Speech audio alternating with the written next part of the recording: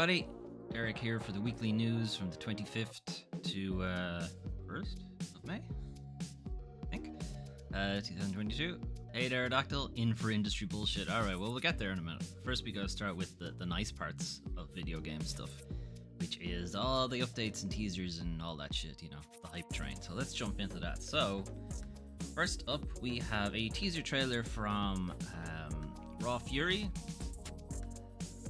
and they made the game called Call of the Sea by I'm gonna mute that because I can hear it at the same time. It's really annoying. Anyway, they made a game called Call of the Sea, which was this eldritch horror type deal, and now they're making a game called American Arcadia, which is a very short teaser trailer, but it appears to be a kind of 80s Truman Show type thing.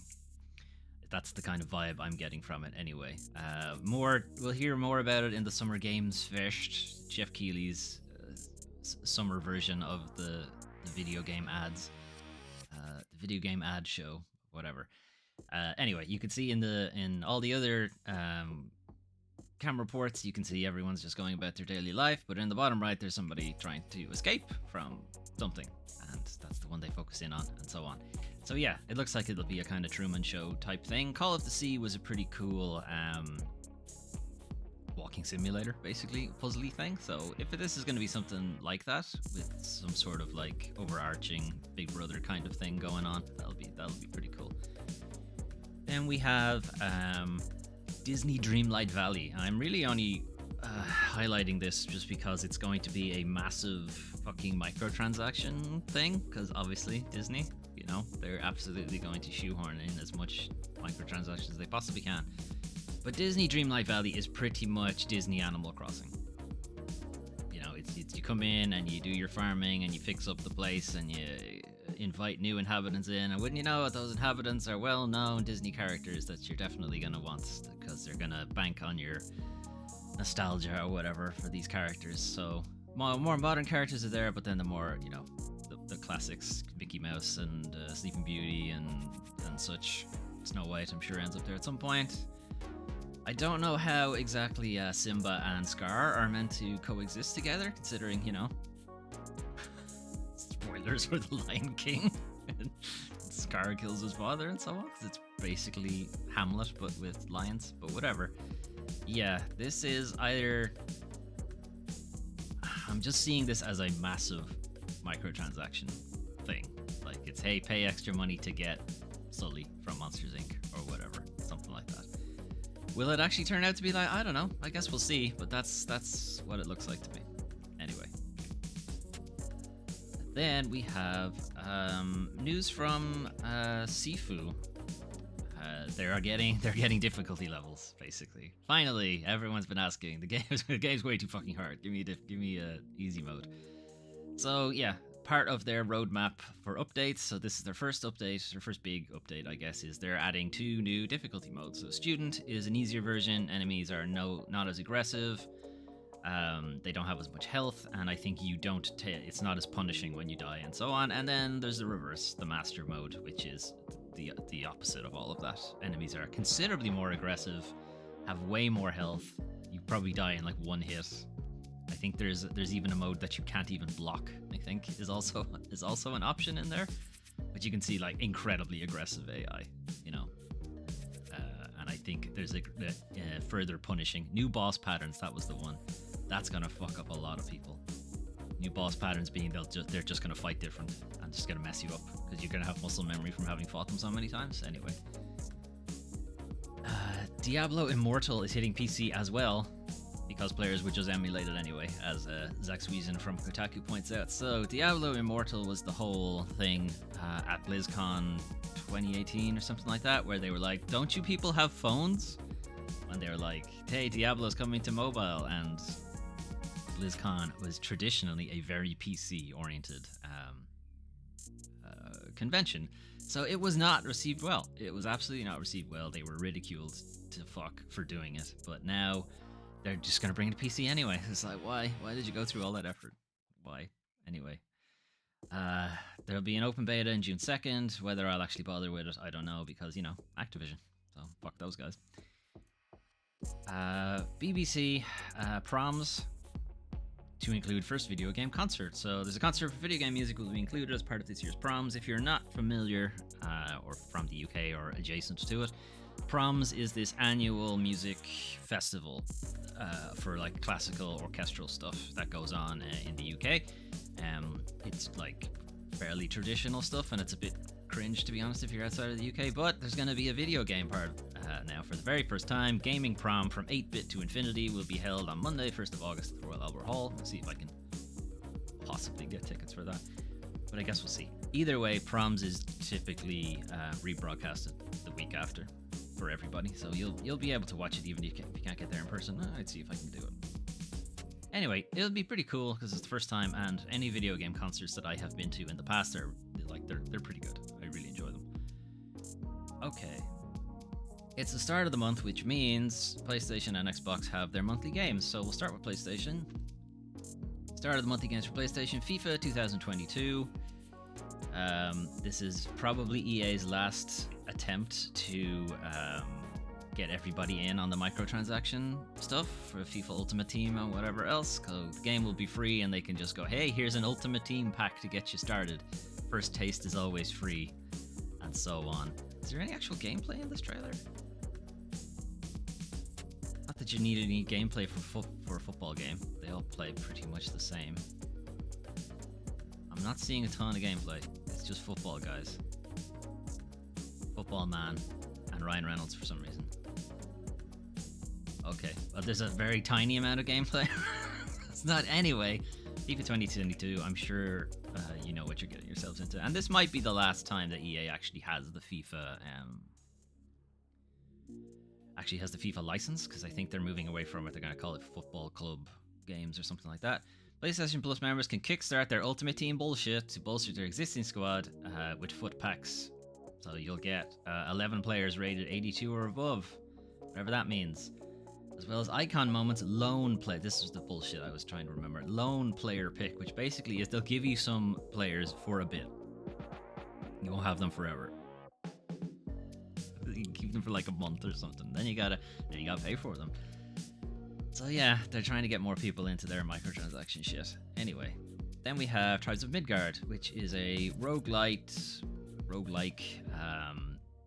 Viking thing where you take on big like Norse mythology enemies at night, but during the day you are going out foraging for wood and food and whatever else to build up your encampment. So there's a small bit of tower defense and item management, camp management kind of thing, and then there's like a proper isometric action RPG type thing going on with it. I thought this was already free to play, but maybe it isn't. Anyway, they have like a bunch of seasons and all that stuff. You can buy cosmetics and so on. Again, kind of would have preferred if it was its own thing and they didn't have to shoehorn in all of those microtransaction stuff, but here we are. And then Curse of the Dead Gods is another roguelikes. I hope you like roguelikes and so on, because there's going to be a lot of them. So Curse of the Dead Gods is you descend into a procedurally generated dungeon, trying to lift and or find the curse, and you pick up loot and such along the way. I think you have a pretty good idea of how these kind of games work at this point. Really nice art style, really great lighting, and from what I've seen, the combat is really like fun and really interesting. But again, unless you're Hades, you've got some really big fucking shoes to fill, because Hades is one of the best roguelites in the last couple of years. So that's PlayStation. And then games with gold, we have Yoku's Island Express, The Inner World, The Last Wind Monk, Hydro Thunder Hurricane, and Viva Pinata Party Animals. I haven't heard of any. Well, actually, that's not true. I've heard of Yoku's Island Express, but I haven't heard of the rest of these. And once again, Xbox refuses to let me full screen this. I don't know why. It also won't let me go to YouTube to watch the video. And now it's broken. Good shit. Let me reload this. Didn't like me fucking with it. Okay, anyway. None of the shortcuts work. I don't know. I think I'm gonna have to try to do this anyway. Is there co-op in Tribes? Daradactyl asks. Yes, there is. It's 4-player co-op, I believe. Okay, so Xbox Live Gold games. First up, we have Yoku's Island Express, which I think is a side-scrolly platformy type thing. Yes, I think you're a mailman ant, or not an ant. What do you call a beetle? Dung beetle, basically. But yeah, it's a side-scrolly, puzzly, platformy type thing. Can I skip? No, I'm not gonna break the video. This is really annoying. I'm gonna have to find the actual source video instead of relying on Microsoft's bullshit. The Inner World, The Last Wind Monk strikes me as a point-and-click type thing. Feeling it's a kind of point-and-click puzzly type thing, but who knows?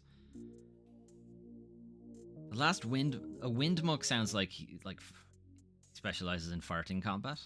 That's what it sounds like to me, but I guess they're going with wind instruments instead. Hydro Thunder Hurricane, I guess, is a powerboat racing game by the looks of things. I would like the flame decal on that powerboat would be questionable. Why would you want your boat to be on fire? That seems like a bad idea. But anyway, also powerboat seems to be in quotes here since they clearly have jet engines. But okay, it's a racing game, but on the water, whatever. Viva Pinata Party Animals. The Viva Pinata games are platformers, but I think Party Animals is party games and stuff.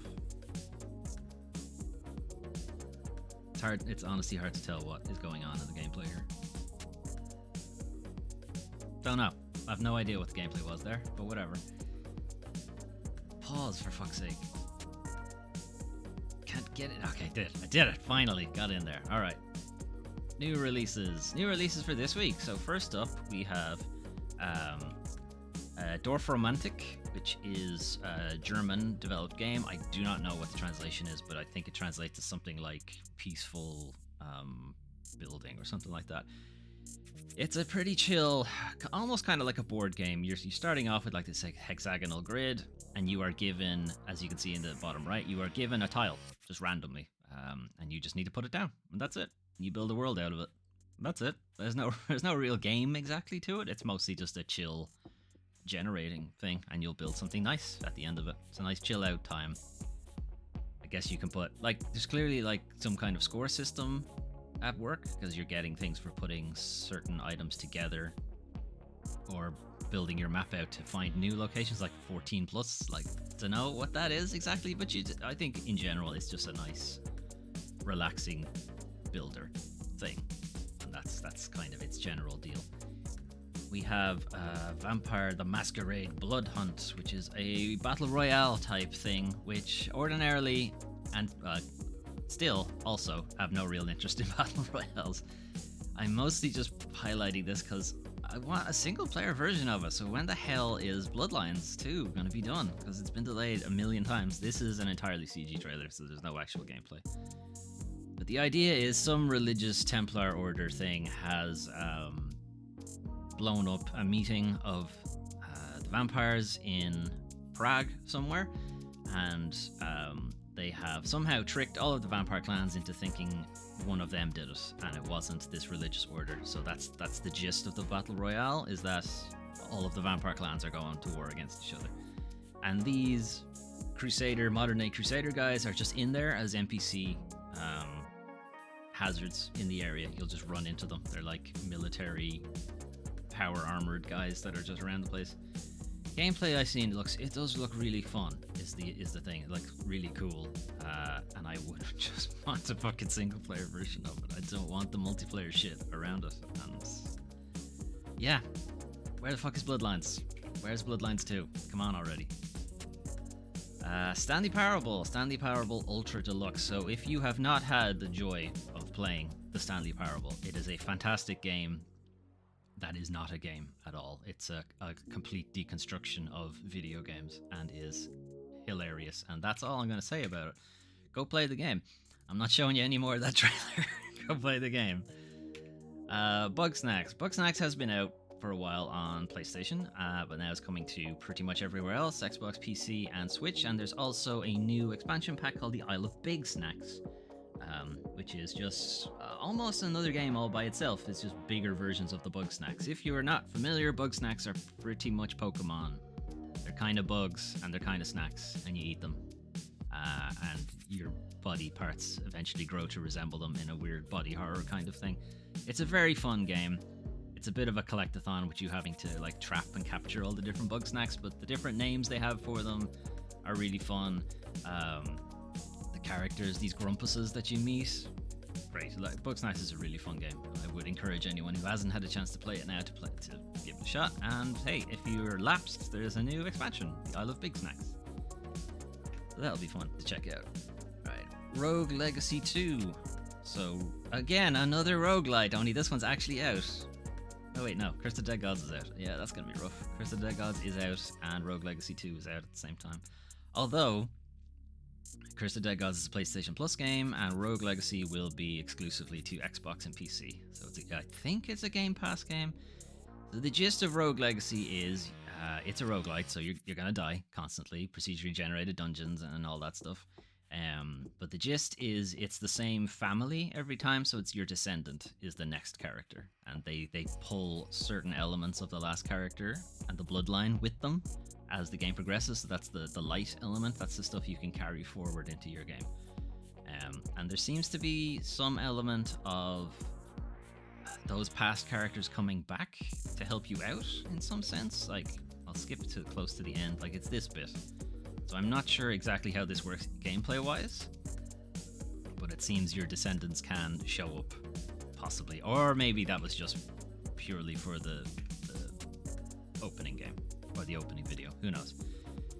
And then, very last one, Nintendo Switch Sports. So Nintendo Wii Sports, but now it's on the Switch, pretty much. Same deal, the old motion controls, the thing that made the Wii incredibly popular in the first place. But now it's on the Switch. But it's the same thing. What might kind of detract from it is that Wii Sports was almost always bundled with the Wii. It was like if you bought the Wii, you got Wii Sports, basically. Whereas Switch Sports is obviously going to be a separate purchase. And then the other thing that's not particularly clear is how is it going to work portable. how does that work? Do you have to move the Switch around? Like, that's kind of nuts. How the two-player football thing worked there, I have no idea how that's supposed to work, but whatever. Anyway, I think you have an idea of how this works. It's bullshit, but people have fun with it because you're playing with your friends. Playing it solo, probably extremely boring. Okay, it is now time to talk about the worst parts of video games, the video game industry. So, Activision shareholders approve Xbox deal. Shock. I'm so shocked they've agreed to a deal that gave them incredible amounts of money. Wow.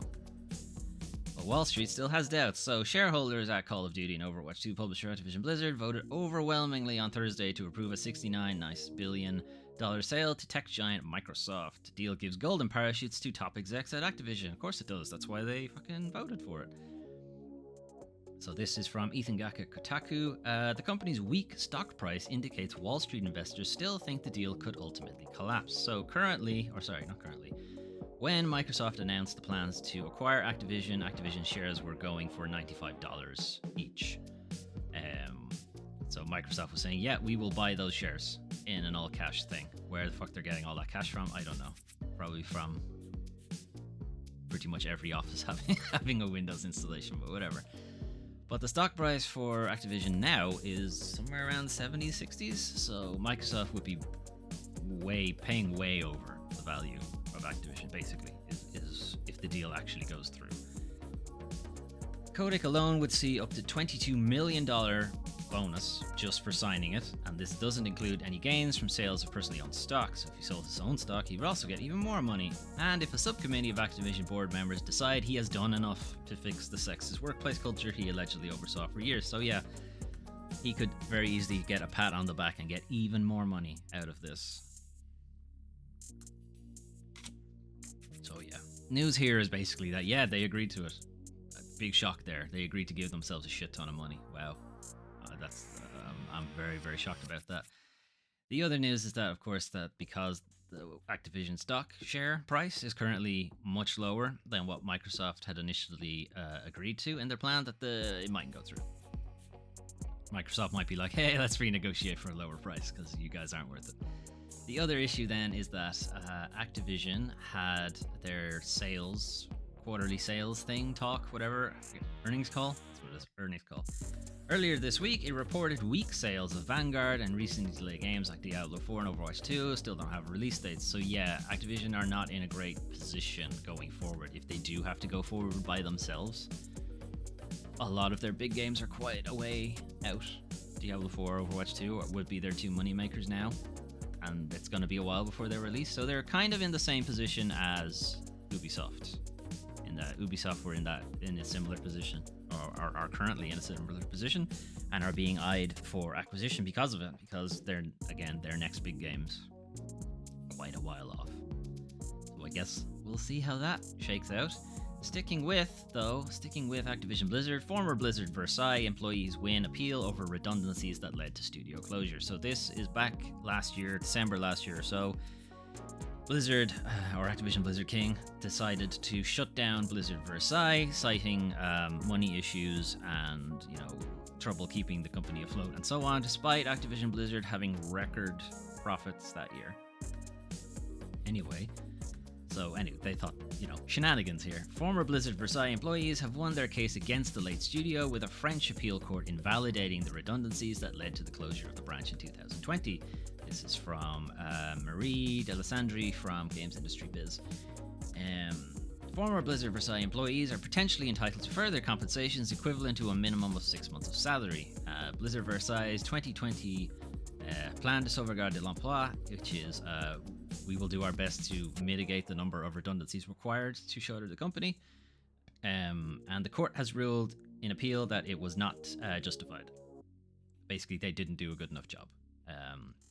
However, while this appeal was ongoing, Blizzard closed the Versailles office for good while the legal proceedings were ongoing. So, yeah, they didn't wait. They didn't wait to see how the appeal went through. They just went, fuck it, we're closing the company anyway. See ya, you're all fired. The lawyer handling the case told Game Cult that the hypocrisy of this law voted in 2013. You can discipline the administration and behind it the company for not handling things properly, but instead of drawing the necessary consequences and prevent the reorganization, and in this case the closure, things can just follow their course in the meantime. What this means in concrete terms is that as soon as the administration validated the redundancy plan, the company sent the dismissal letters in the following days. In other words, people get dismissed, and a few months later a decision like the one we have today is reached. But the law at that moment won't force the company to reintegrate the former employees, so only compensations are planned. So basically, yeah, you won your appeal, but the job is gone because the company is closed. So, you're not going to get much out of that. The conclusion is similar to the one the court had reached for Blizzard Versailles' first wave of redundancies in 2019, so this isn't the first time they've done this.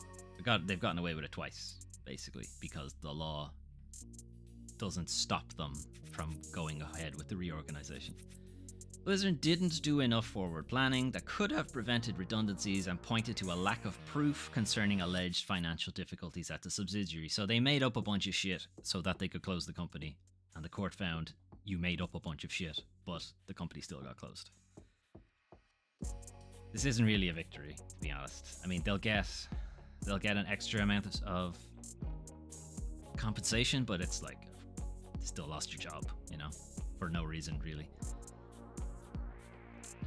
Anyway, moving on. So, some bullshit in mobile games this time. As Apple threatens pulling games, devs explain why forced updates are a preservation nightmare. So, this is an issue in that both Apple and Google, so the App Store and the Play Store, have both put out a policy that if you have not updated your app within 2 years, they're going to delist it. Now, you might think, a game that came out 10 years ago doesn't need an update, right? It's done, it's complete. A film that came out 10 years ago, they don't, re-edit it just to keep it modern. It's done, it's finished. You paint a painting 4 years ago, you don't go back and just, put another brush stroke in it so that it stays up to date. It doesn't work that way. This isn't how it works. There's no shortage of creators making mobile games that don't call for content. Yeah, Jesus. There's no shortage of creators making mobile games that don't call for constant updates. So this is reflection on the App Store, is that a lot of the games are like seasonal microtransaction shit that get updates every month or so or something like that. But there are plenty of games that don't have that are complete finished products. They're done. It's over. moved on to the next game. Anyway, they can get delisted from one of the largest video game storefronts in the world. So, issue here is a puzzle matching game that's free to play and contains no microtransactions and has not been updated in a significant amount of time is going to fall prey to this policy. Like, the game is done. Doesn't have any of the bullshit that happens in the market. Doesn't have any of the microtransaction stuff. Doesn't have any of the pay to win stuff. It's just a finished game. And Apple are like, no, fuck you, update it. They consider this an unfair barrier to indie devs. It's an unfair barrier to everybody, to be honest. Apple did not specify what type of changes it was looking for. Is it enough for you to just change a word? That's an update. It's a stupid update, but it's an update. Is that all they have to do? I'll just change this word. I'll just change this number. I'll change the number from version 1.2 to version 1.3. That's it. I didn't actually do anything, but is it an update? Is that all they want? Because it's bullshit, arbitrary nonsense. This is from another game creator, Amelia Laserwalker. Laserwalker, wow, great name. Okay, anyway, pointed out that games can exist as completed objects and completed artworks, or that her free games are completed artworks from years ago. They're done. Finished.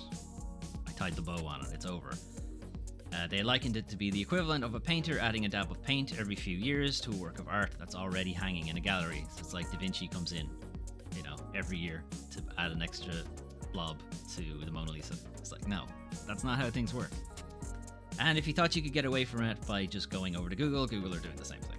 Play Store would be delisting apps that haven't been updated within 2 years of the latest Android version release. So if there's a new Android, Marshmallow, whatever the fuck, we're way past Marshmallow at this point. Anyway, they stopped naming them after desserts, which is shit, because they got to Q and they went, oh wait, I can't think of a fucking Q dessert. Okay, guess we're just calling them numbers from now on. Somebody didn't go through the alphabet, and they're doing the same thing. You probably wouldn't be aware of this, but in the back end, the Android Studio numbers, the Android Studio versions where you build Android apps, that software also has a naming convention that's following cute animals and stuff. So they had an Arctic fox, bumblebee, canary. I don't know what D is. I think it's duckling. But I don't know. Again, they're going to get to Q and they're going to be like, Kawaka, I guess. Anyway, it really sucks that the overlords of the biggest game storefronts refuse to see the value of preserving games based on their artistic significance rather than the principle of infinite growth. So yeah, capitalism bad, more or less. This is from Cici Zhang from Kotaku. Sticking with games preservation though, Sony's new games preservation engineer addresses his job role. It's not as good as it sounds. It's not as good as it sounds, unfortunately. Senior build engineer Garrett Fredley has become PlayStation's newest senior build engineer for newly created preservation team. So people were like, "Oh, PS3 emulation kit on the way, huh?" And he's like, "No, sorry, that's not what I'm doing."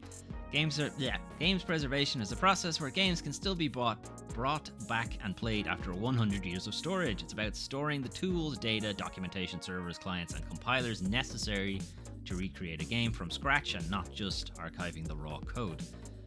So there is more to development, software development in general, than just having the source code. You need to know what compiler type they used, what version was it on, where's the documentation for how things work together, what about asset data, what tools did you use to build it, and so on.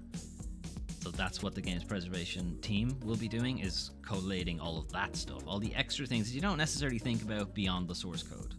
That's what he's doing, which is not a PS3 emulator, basically. Still good, still a good idea, and why Sony have taken this long to think, hey, maybe we should do that. Maybe we should, preserve these kind of things. But yeah. So he came on to Twitter to basically say, sorry, it's not a PS3 emulator, I'm actually doing this. Anyway. Sega delisting standalone versions of Sonic 1, 2, and 3 and CD ahead of Sonic Origins arrival. I wonder why they do that. Why do you think they do that? Do you think Sonic Origins... So if you're not familiar, Sonic Origins is a package of all those games with a very small sheen of remaster bullshit on top of it. I bet... Do you think Sonic Origins costs a lot more than all 4 of those games combined? What do you think? How much more? Double? More than double? What do you think? Sega has revealed it'll be delisting the standalone versions of Sonic or Hedgehog, 1, 2, 3, and CD from all digital stores on the 20th of May, just in time, doesn't say as much, for the arrival of its upcoming retro bundle, Sonic Orange's bundle. That was the word I was trying to think of. So currently, Sonic or Hedgehog 1, 2, 3, and CD can be purchased for between £3 to £4. This is the UK from Matt Wales at Eurogamer. £3 to £4 a piece on Steam and Xbox, putting their combined value significantly below the $32.99 or $39.99 for Sonic Origins. So yeah, it's more than double. More than double. All of those games delisting on 20th of May, however. The only way to purchase Sonic's early titles digitally will be via Sonic Origins. That's the only way to be able to get those games now. And what do you get for the more than double that price? Very, perfunctory animations and, menu bullshit. It's a nice package. That's about it. Is that worth it? No. Not. There you go. This is similar to something that Nintendo did with their Mario anniversary thing, where they delisted a bunch of Mario games so that they could sell the bundle for more money. GTA did the same thing with their Definitive Edition shit. They delisted the original game so they could sell you the shitty Definitive Editions for more money. Anyway. Okay, last story. It was kind of a weird one. Yuji Naka and Square Enix both disagree whose fault Balan Wonderland was. You may not remember Balan Wonderland, but it was a very, very bad platformer game from Yuji Naka, who is probably best known for Sonic the Hedgehog. Anyway, Balan Wonderland was developed by Arzest and former Sega creative leader Yuji Naka. The game came out to massive raspberries, and then everyone promptly forgot about it. On Twitter today, Yuji Naka posted a thread in Japanese, which was then later translated, outlining specific complaints he had about working with Square Enix and Arzest on this game. So there was an automation tool for the translation, and then somebody who is the Cheesemeister 3K, who's better known for doing these kind of industry translation stuff.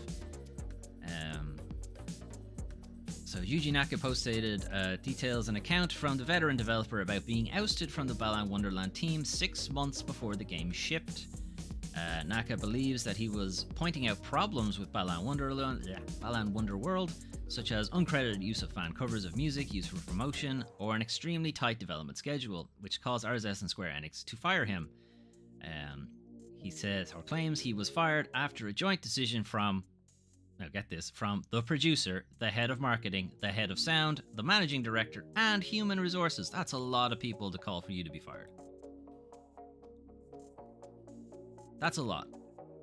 Sounds like there's a bit more to it than what you're telling us. Yuji Naka does, however, apologize to players for having released an incomplete game, although what 6 months would have done for it, I don't think it would have salvaged it, but whatever. By Naka's own admission, a lot of the team agreed to kick him out of the project. This includes, again, the producer. Now, the producer is Naoto Oshima, also credited with the creation of Sonic the Hedgehog. The two of them have worked together for a long time. Oshima is probably best known as co-creator of Sonic the Hedgehog. Yeah, this isn't a conspiracy thing. It's like when actually long-time working partner also calls for you to be fired. You might have fucked up.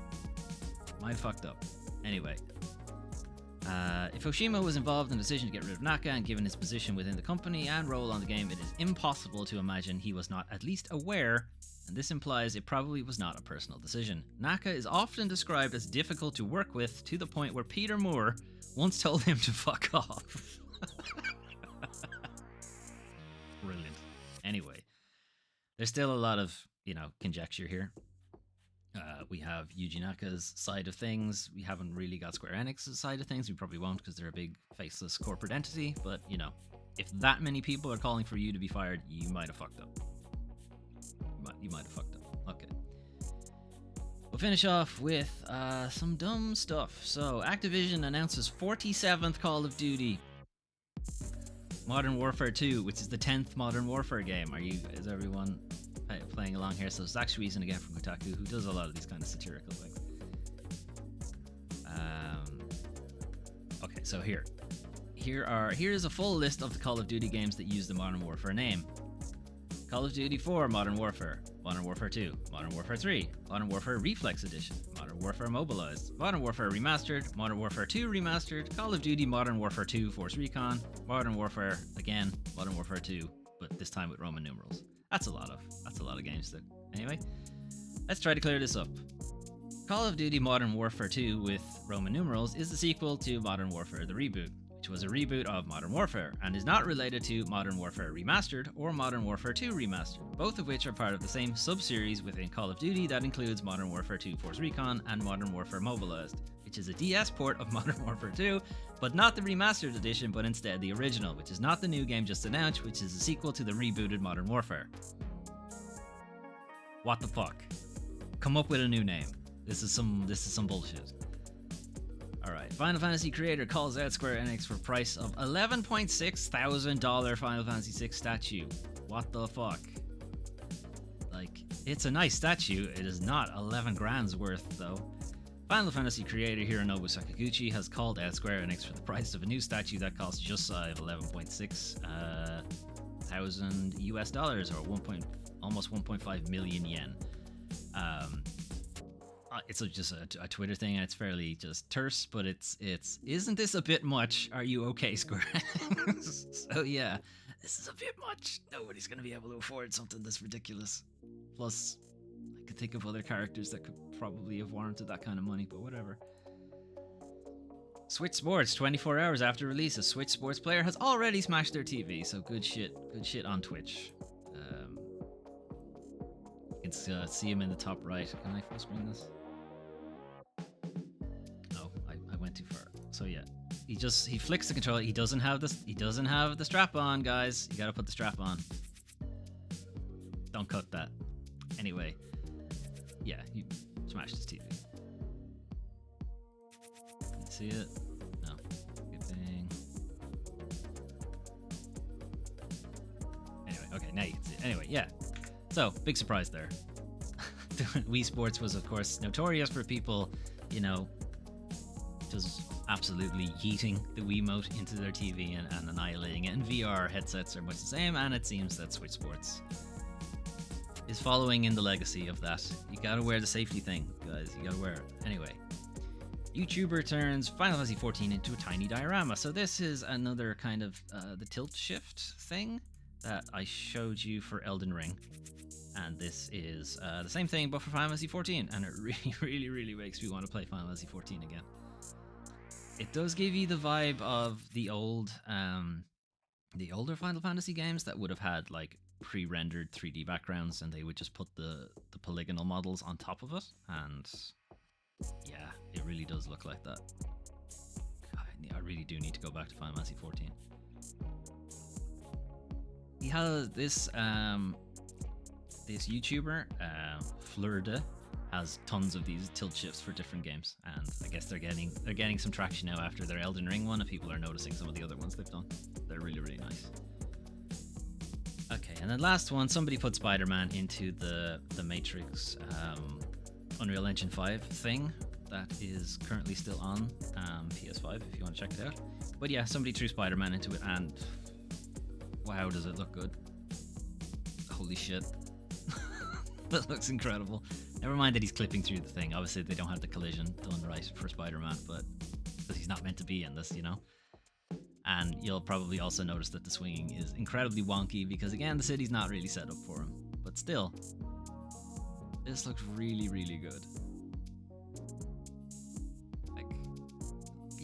Like the swinging's fucked up, but still, it looks incredible.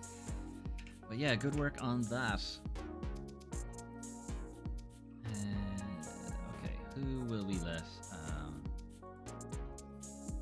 We'll let you loop. Okay, so that was the news for 25th to the 1st of May 2022. We have a bunch of new release games. Dorfromantik looks like a lot of fun, but it is currently PC only. May make its way to console at some point, but I kind of doubt it, to be honest. Vampire the Masquerade Bloodhunt. Just wish it was single player. Really, just wish it was a single player game. I suppose you can't play it offline. That's the thing. played against bots. I would have been fine with that, but whatever, I guess. Activision voting to give themselves more money. I'm shocked, really am. Whether Microsoft decide to actually go through with the deal, because they will be paying way more than it's actually worth, or way more than Wall Street considers it to be worth. And considering most of their big games are quite a while off, and that Microsoft would have to, take ownership and then audit all of those projects to see where they're really at, who knows how far off they would actually be. The Yuji Naka story, I don't really know what to go with. It's a lot of just conjecture, and he seems like he was difficult to work with anyway, so yeah, it's probable that he probably fucked up. But the stuff he brought up are things to have brought up, they don't sound good from that side of things either. Anyway, I think we'll move on. So, next week on the channel, we will be looking at or continuing Vampire. So we played part 1, started part 1 on Tuesday of Dr. Acula, MD, Victorian hematologist and a vampire. Yeah, that's I thought it was a bit on the nose too, but whatever. Where we are dealing with the Spanish flu, because I seem to have this incredible ability to always bring games back to the pandemic. I don't know how I do it, but here we are. And yeah, you are trying to find your maker and figure out what it means to be a vampire in Victorian London, and also keep up your job as a doctor, and maybe feed on a bunch of people. We'll see how that goes. Then we have Soma. We're continuing Soma. Thought I would finish it this week, but we didn't actually manage to get around to finishing it, so maybe we'll finish it. Why aren't you playing? Maybe we will finish it this week. So Soma, stranded at the bottom of the ocean. Some apocalypse has scoured the surface. So the surface is nuclear fire at the moment. We may possibly be the final last human on Earth. Or maybe we're not human at all. We might be a human consciousness in a robot body. Don't know. You think you would know these things, but we're not sure. Anyway, we'll figure out what's going on next week on Wednesday. Jump in for that. That'll be probably the last part of Soma. And yesterday we finished Elden Ring. Elden Ring has been platinumed. It is all over. I've done all the things required to get the platinum trophy, which is not quite everything in the game, but it's a lot. It's a lot of it. So we're gonna go back to Strangers of Paradise, aka the Chaos game, because it is so dumb, and it plays similarly enough to Elden Ring that I don't think I would have to relearn a bunch of muscle memory. We have played a bit of Strangers of Paradise already, so there is a part already on the channel, and we will just be continuing from that. So yeah, come by on Saturdays for Strangers of Paradise Final Fantasy Origins. We'll see how that goes. Otherwise, actually I'll just let that play. Otherwise, that was the news for 25th to the 1st of April 2022, or 1st of May rather, 2022, and that is the channel update as we're going forward. So what you thought, or what games you want to see. Are you excited for the Chaos game, and so on. Anyway, thanks for watching. Enjoy the rest of your day, and hopefully I will see you for something next week. All right, have a good one, everybody. Bye bye.